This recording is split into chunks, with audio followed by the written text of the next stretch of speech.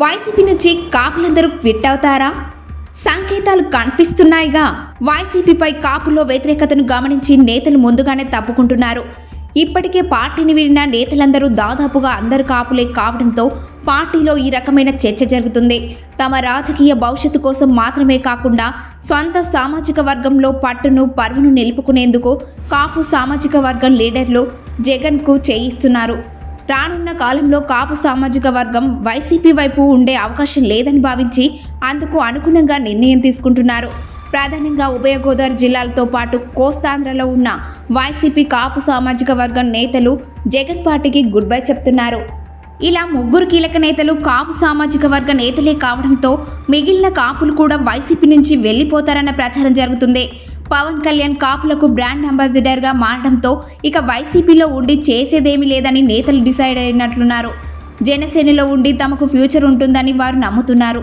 ముద్రగడ్డ పద్మనాభం వంటి వారి మాట కూడా చెల్లుబాటు కాకపోవడం, ఇక పవన్ కళ్యాణ్ కాపులకు నేతగా ఉండే అవకాశాలు ఎక్కువగా ఉండడంతో వీరు ఈ నిర్ణయం తీసుకున్నట్లు తెలిసిందే. వీరి బాటలోనే మరికొందరు కాపు సామాజిక వర్గ నేతలు కూడా వైసీపీని వీడి జనసేనలో చేరే అవకాశాలు కనిపిస్తున్నాయి. మరి వీరందరినీ జనసేన నేత పవన్ కళ్యాణ్ పార్టీలో చేర్చుకుంటారా లేదా అనేది మాత్రం తేలలేదు. పీఠాపురం మాజీ ఎమ్మెల్యే పెండెం దొరబాబు కాపు సామాజిక వర్గ నేత. అయితే ఆయన వైఎస్ రాజశేఖర రెడ్డికి వీరాభిమాని. అయితే ఆయన రాజకీయ ప్రయాణం బీజేపీతో ప్రారంభమైంది. ఆయన పెండెం దొరబాబు 2004 ఎన్నికల్లో బీజేపీ నుంచి పోటీ చేసి గెలుపొందారు. వైఎస్పై అభిమానంతో కాంగ్రెస్లో చేరారు.